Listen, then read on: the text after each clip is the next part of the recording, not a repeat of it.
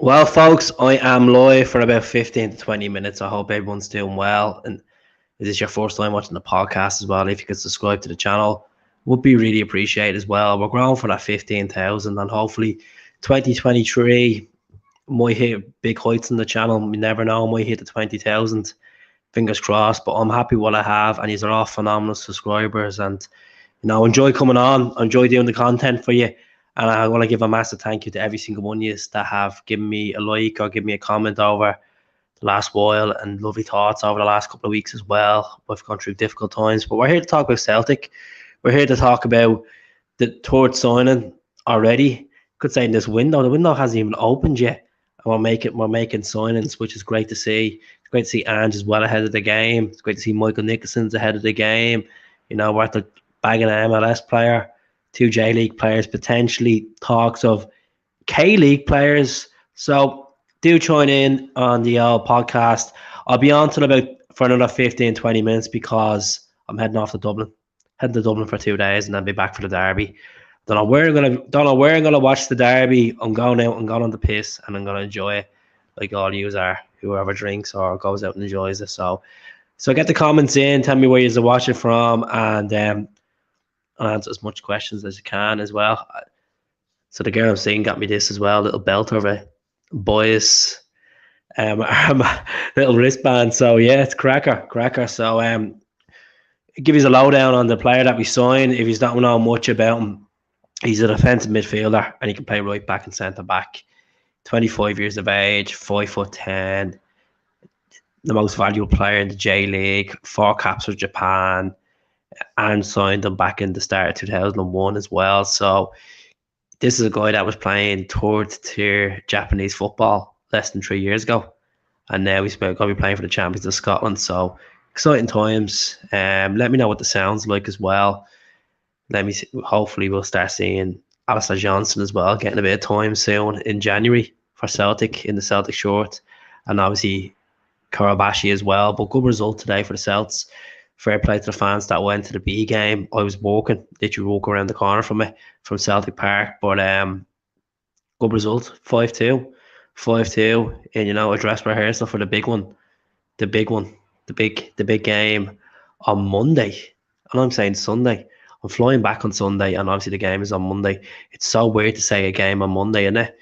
I think when was the last time we actually played a game on a Monday? It was against Hibs in January 2 years ago. We played on the Monday. After that, the boy disaster. But yeah, I'm good. I'm good. Funny five. How are you? I hope you're doing well. Thank you very much for joining in. You know, hope where do you think that we need to strengthen? Is it still another striker, or is it still? Do you feel like we need to strengthen in any other positions on the pitch? Some people are saying in recent times another goalkeeper. I think we have a few goalkeepers there that have a bit of quality. It's all about and trusts them. Look, Joe Hart, the clean sheet for him the other night, wasn't it? Another clean sheet. The goal difference is superior than Rangers. A lot of people just want to talk about the game right now on Monday, which is grand. I've no problem talking about me starting lineup. I might change my mind over the next couple of days, have a reshuffle the whole team as usual. But Callum Mack we definitely starting anyway. You know, so if I was going for we starting lineup right now as I speak, at 8:30 on a Friday night before the derby on Monday, I'm gonna be going for Joe Hart in goal. Josef Vijanovic, he's fit. Right back, Taylor left back. Should be no problem with Taylor. Carter Vickers, Starfelt, McGregor, Aaron Moy has to start. Aaron Moy was absolutely outstanding the other night at Easter Road. Rio Atate goes from the right back position up to he's where he plays best in that midfield role with the two others. Right wing,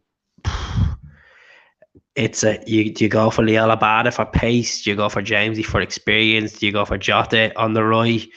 It really is a tough one to say for the right wing. Like, it really is a head scratcher. I know Ange kind of tends to play Jota on the right wing against Rangers. He's done a few times.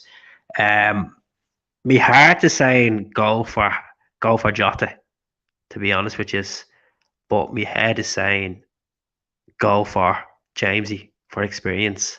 Jamesy, stick him in for the first 40 minutes, see what he's like, and if he's not doing it, you bring a bad on. You can put Jota on the left as well.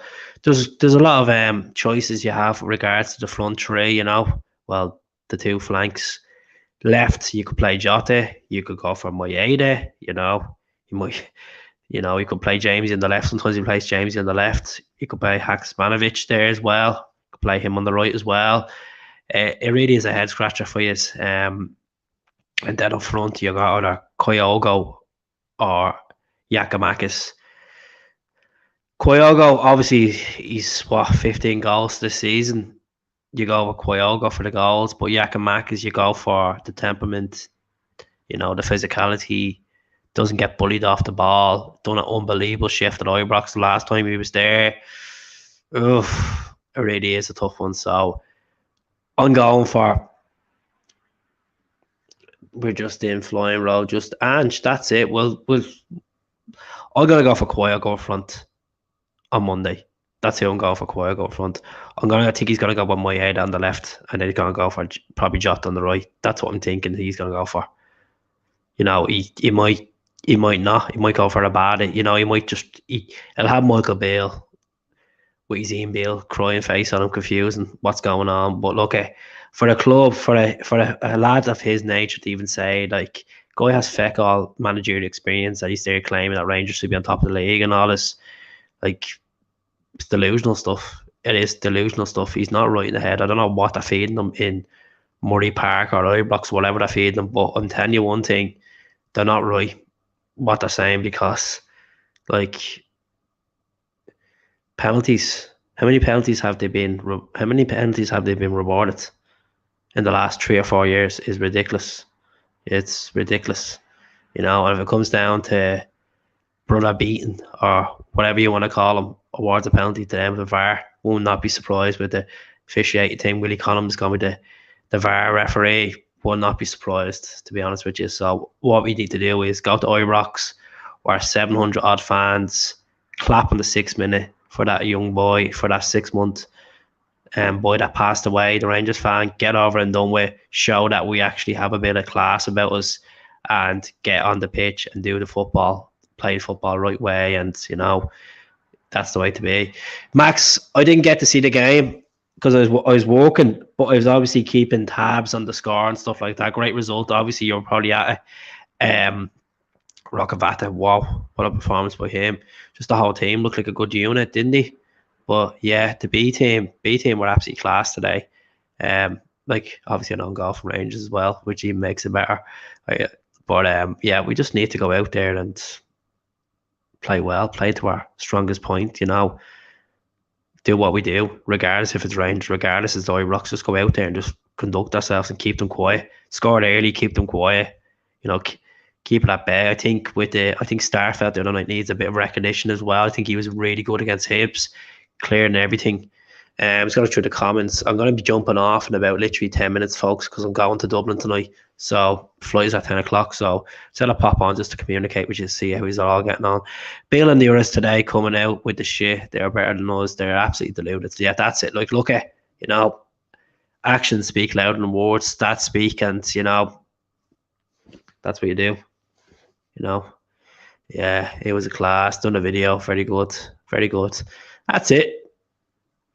But what a year it's been for us. Before I jump off in the next 10 minutes, what a year it's been. Like, this time last year, we were on the verge of signing Rio Atate, Moyeda, Itaguchi. It was confirmed on New Year's Eve last year.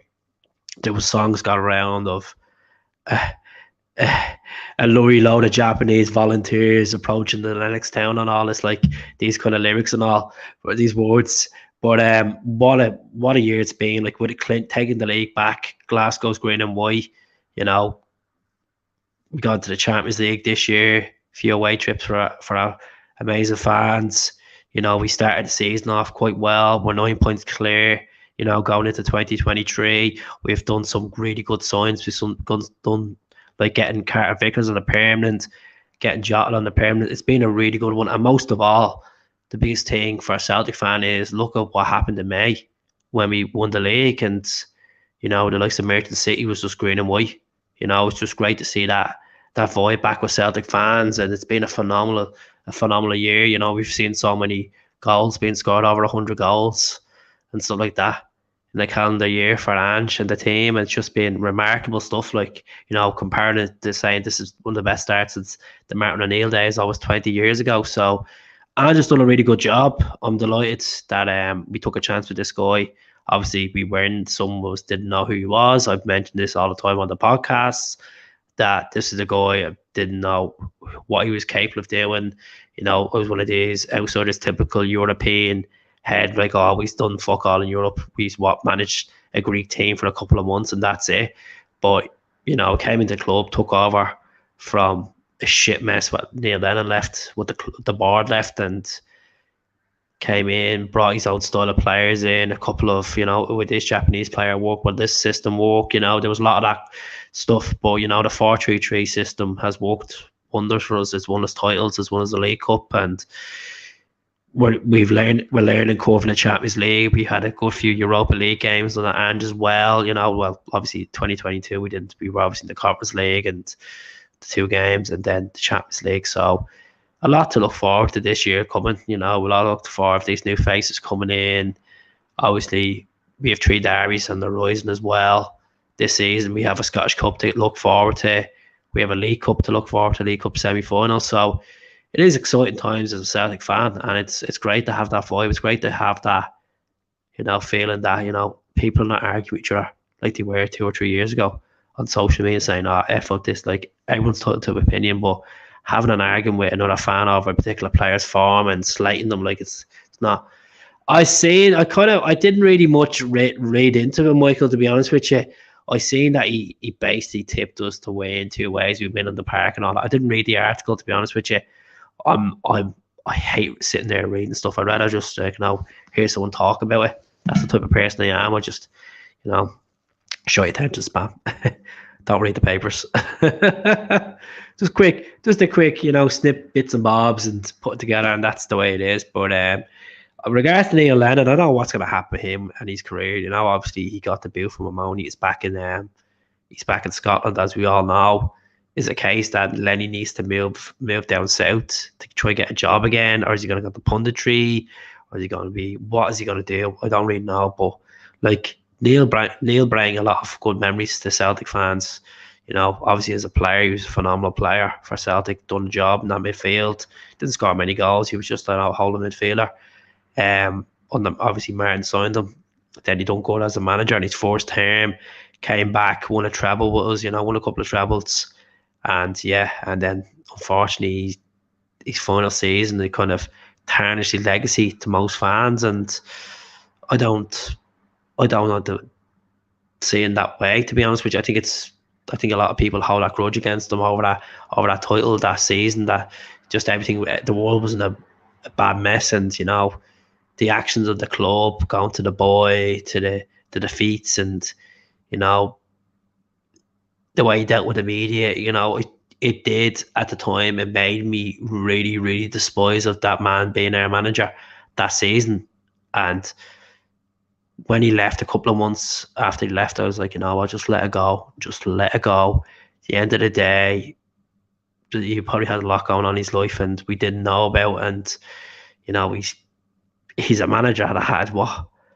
Manager / player that won 10 league titles with Celtic. Like, people forget that stuff, So